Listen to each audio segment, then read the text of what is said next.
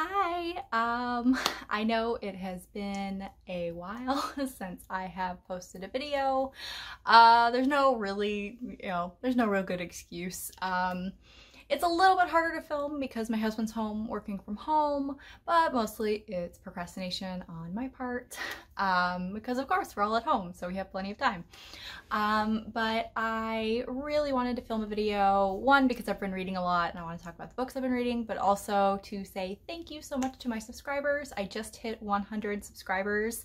I don't know how that happened. I haven't posted a video, I think, in over a month, so thank you so much to those of you who have actually been enjoying my content and have subscribed to me. It means a lot to me and I really, really appreciate it. So, probably like many of you, I've had a lot of extra time on my hands and I have been reading quite a bit. It actually took me a little while though to actually start reading during this whole thing because, well, Netflix exists and so do video games, and the new Final Fantasy VII Remake came out, so I basically spent several days just playing that and, just generally being lazy. But I made myself start reading a series I knew was enjoyable, and then all of a sudden I've read like 8 or 9 books in the last week and a half. So I'm just going to give kind of just a quick review of the books that I've read. And yeah, just a quick note, I'm filming on my phone and it films everything in like reverse, and I don't know if I can flip it, so you might see the titles of the books backwards, but hopefully I'll either like put them on the screen or I'll just tell you what they are. So yeah, so let's get started.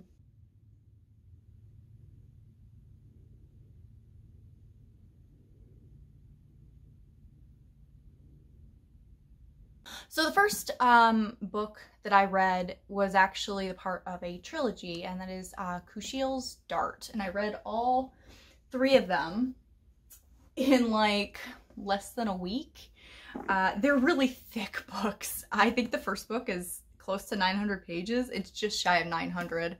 Second book is around 700, and I'm not entirely sure how large this one is. It's 550-ish pages in a trade paperback, which means that the mass market must be giant. I don't know, but this is the only version I could get my hands on.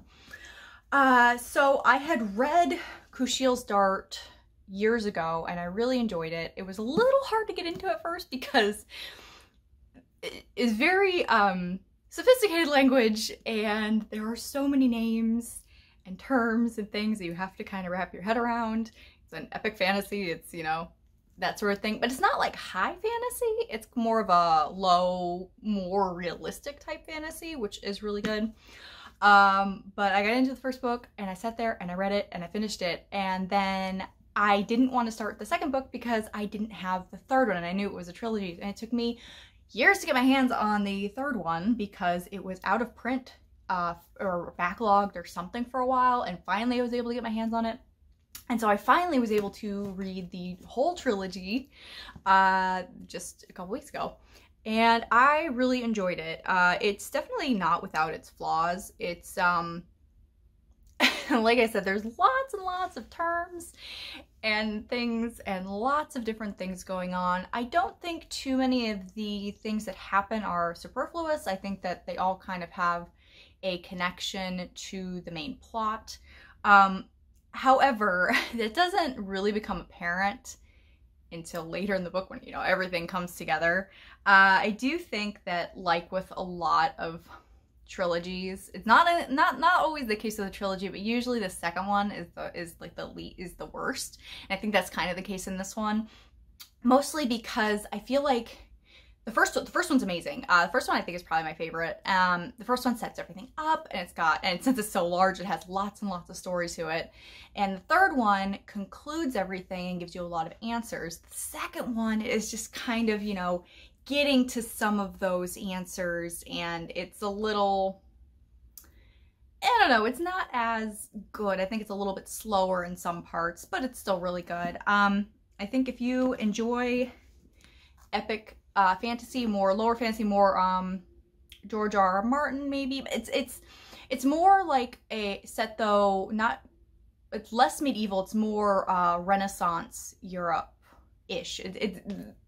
it's actually like basically Europe. Like if I can show you, if you can see, this is reversed, but it's, you know, it's Europe. This is England and France and all of Europe. It's just fantasy Europe. And yeah, it's more of in the Renaissance type period, which is really interesting. So if you like that, kind of just interested in it, there's some more adult material in here.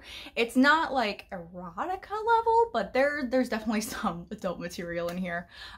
So just be aware of that. But I really enjoyed these, and I think that you might too if you enjoy those type of things.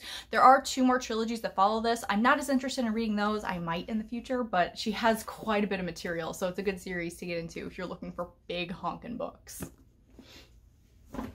So the next 6 books that I have are all romance novels, and part of my issue is I have just a ton of romance novels and not enough fantasy and science fiction. I usually read more fantasy than science fiction, although I do have some science fiction that I enjoy.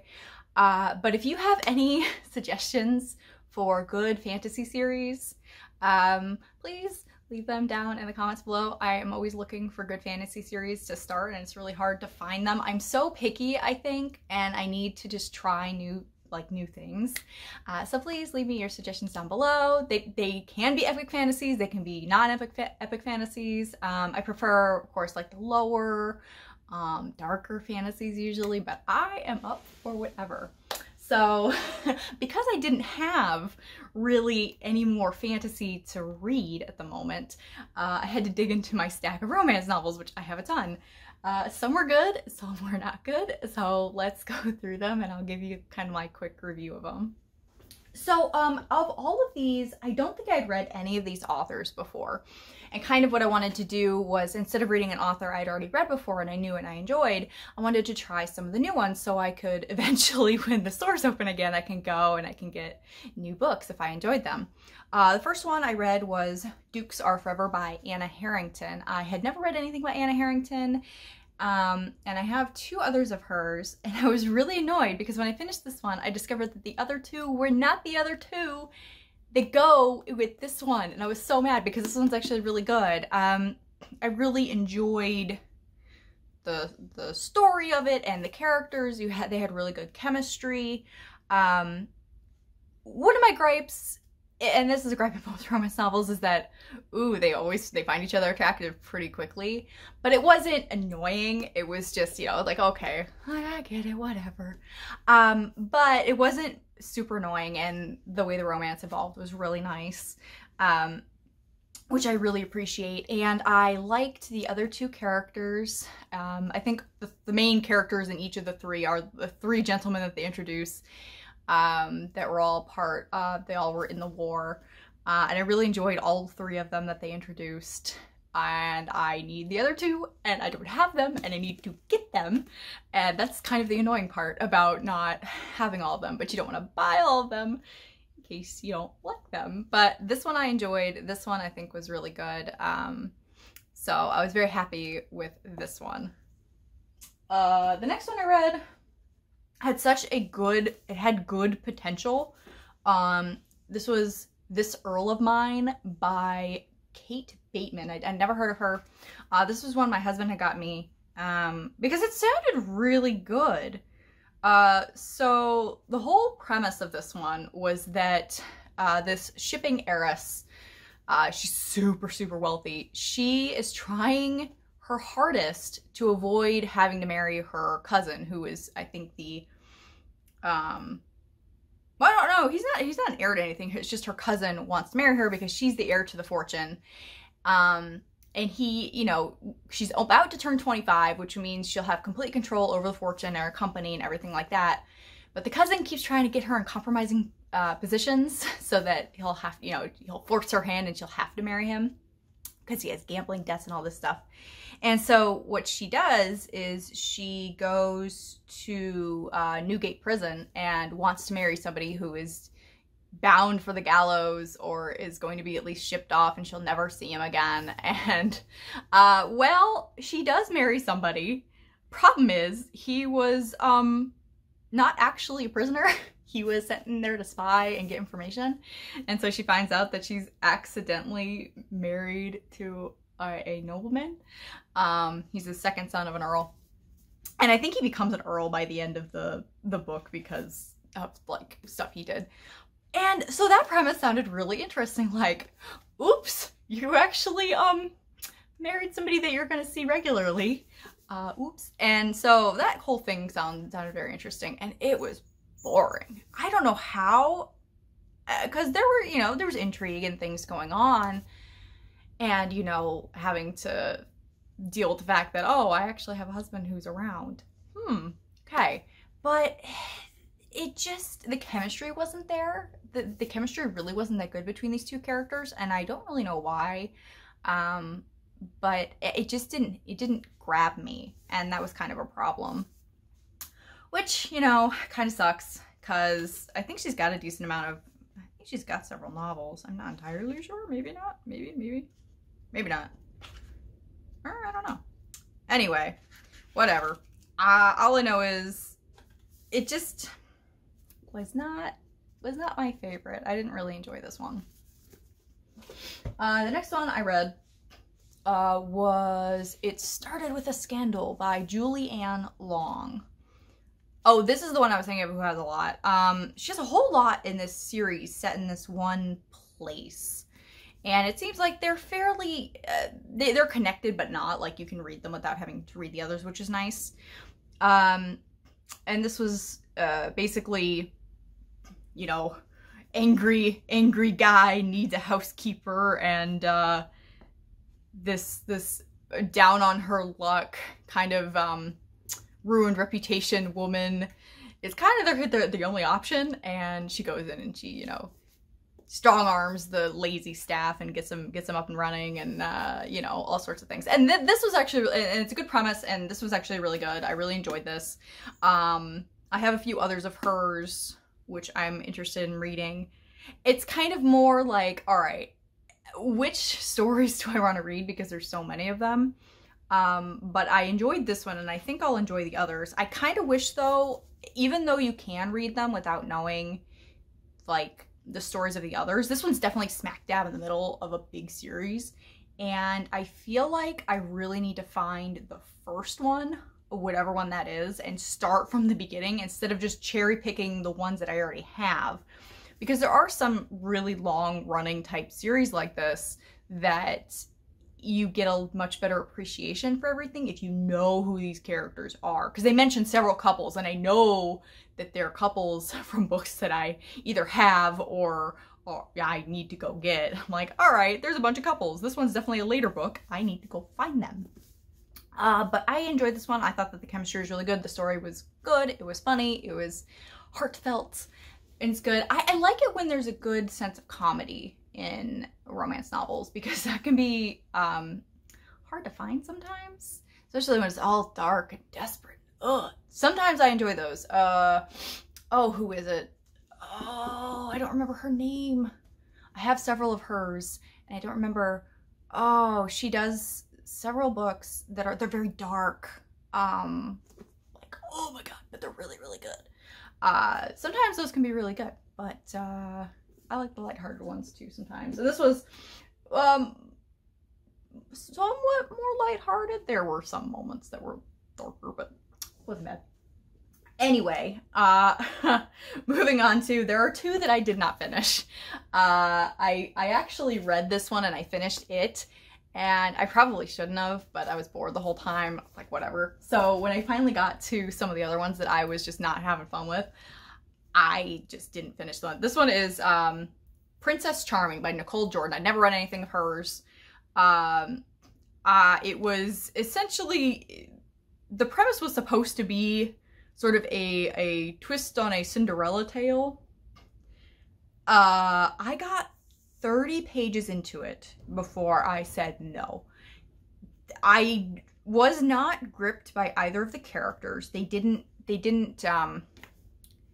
intrigue me. And I kind of felt that issue. There's a prologue, because this is the beginning of a series where they introduce like 5 characters they're going to be in, you know, the next books and stuff. And in the prologue, I wasn't really getting into the writing of it or the characters. And then I was reading the first chapter. I think I got to the second chapter and that was it. And I didn't care about either of their issues. And oh my goodness, they were just instantly attracted to each other. So, it was super annoying. Like, oh my gosh, you're so hot. And it just, I was rolling my eyes. I'm like, nope, I can't deal with this. I can't do this. So I didn't finish it. Maybe I wasn't in the mood for it, but the prologue went on too long. And then within probably 10, 15 pages, they're instantly attracted to each other. And I'm like, nope, I'm done. I can't do this. This next one was kind of a unique case. This was To Marry a Marquess by Teresa McCarthy. I never know. I know, like, when it's Marquis, it's actually like Marquess is like the English pronunciation, and maybe this is Marquess or something, but I think that's a stupid way to pronounce it, so I'm gonna say Marquess because I think that sounds better. I don't know. I don't know the correct way to pronounce it, and I'm gonna pronounce it the way that doesn't sound weird. But anyway, To Marry a Marquess. So, this was interesting. Basically the whole kind of premise was that her family was super in debt, and she really it was her aunt and I think her cousin, and she really wanted to help out her aunt who had taken her in and everything, and that the only way she could think to do that was to marry somebody who had money. And so she runs off and she's going to elope with this one guy. He has money. But he ends up getting stabbed and killed. And his friend, who was trying to stop this wedding, you know, he's told by the dying friend, please take care of her, you know, I at least owe her that. And so he's trying to find her to take care of her, I guess. But then there's all of this other plot happening. And okay, so this is a small, you can see this is not very big. This book is just a little over 200 pages. The plot line of this book and all the material needed to have been in a 300 to 400 page romance novel. Everything happened so quickly, I was getting whiplash. And then they kept cramming in more and more story. I got about 80 pages into it, and I was like, all right, I'm gonna give him another chance. And then they did the whole typical, like, oh, it's gonna rain, you shouldn't go riding. Oh, I'll be fine, I've ridden in the rain before. And she goes off, and then, you know, it's like, oh, she hasn't come back yet. And then the guy has to go after her, and I said, nope, I'm done. It was too much plot, and then it was too much predictable plot. And it was so fat, like, things that could have worked didn't because of how rushed this was. And I think that when you're writing something that's smaller, this is a Signet Regency romance, it's like similar to Harlequin. When you're writing something that's that size, you have to make your plot simpler. Don't have quite as much stuff going on, because there wasn't just, you know, oh, the whole thing with, you know, having to protect her and all that. There was also like political stuff going on, and I think they were like trying to prevent, I don't know, something happening. I don't remember what it was because I didn't finish this, but I just couldn't stand it. Like, no, I don't need to see where this is going. I'm not really that invested in it anyway. Bye-bye. So that's what happened with that. Finally, the last book I read, and I finished last night, was Karen Hawkins' The Objection of Julia. I didn't realize this. I think this was her first published novel. This was the re-released version where she rewrote a little bit of the ending and added an epilogue. But I always am a little hesitant when I'm reading someone's first novel, because if I don't like it, it's like, well, it could get better, but you never know. But this was actually really good. I actually really enjoyed the characters. Basically, Guy needs to marry by midnight on his before his birthday, in order to secure his inheritance. and then live scandal-free for a year, although that part isn't quite as important. And the will specified that he has to marry the daughter of this one Earl. And so he has been planning to run away with this girl, and she knows. And they go, and he realizes that it is not the one he has been talking to, but her cousin, her American cousin. Her cousin actually kind of planned on being abducted because she's been in love with this guy for 4 years, but that's beside the point. And so he's like, oh my God, this is completely ruined because I have to marry this specific person. And she's like, well, what did it specify? I didn't, and he said, well, I have to marry Miss Frant, the daughter of this Earl, and because he didn't know her first name.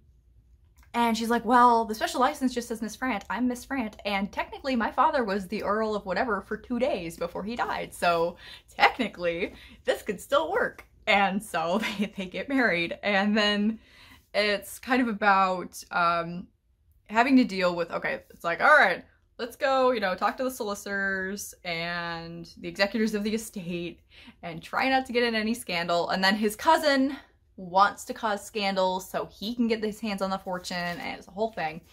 I enjoyed the characters. It was funny. It was entertaining.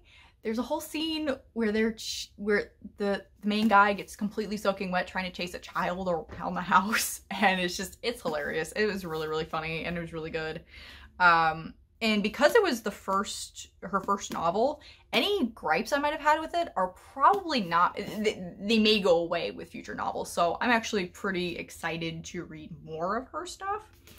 So yeah, I was happy that I could end my streak with something good. Right now, I have a book. I haven't actually started reading it yet, but it's a urban fantasy thing. I don't know if I'm gonna like it or not, but I read 4 romance novels and parts of 2 others, but you get kind of burned out when you read the same thing a lot, so I'm trying to read something else. That's why I really want more. I really feel like reading fantasy. I want fantasy. That's what I want to read, but trying to find fantasy series is hard, especially on Amazon, trying to search. You just get like the most popular ones, which I've either read or haven't, but for specific reasons. Like I keep getting recommended the Outlander series, which I'm sure people enjoy, but I started reading the first one and I saw the plot, how it advanced, and I went, no, I'm not interested in that happening. I don't want that, no. And because I couldn't get into the first book too much either, and I was like, nah, this isn't for me. I don't like it. And then I've already read A Song of Ice and Fire, which isn't even done yet. I've heard people recommend some of the Patrick Rothfuss books, except I don't think the series is finished. So I'm like, oh, I'm not gonna start that. That'll be a George R.R. Martin situation all over again. I don't want to do that. And I've read some of the older fantasy series, some of the David Eddings books, which, you know, I'm sure were great at the time, but are super cliche now. And so I'm trying to find stuff that's different. I really like the Anne Bishop Black Jewels series. That one's really good. I really like Patricia Briggs, which is urban fantasy, and so trying to find new stuff. So if you have any recommendations, please recommend them to me. I currently have so many historical romance novels, it's ridiculous. If you want to recommend them, go ahead. I just have, like, no joke, I have over 200 romance novels sitting on my shelves right now. Probably more than that. That they make up the bulk of my book collection because they're easy to buy and then read, because when I start reading them, obviously I go through them very quickly.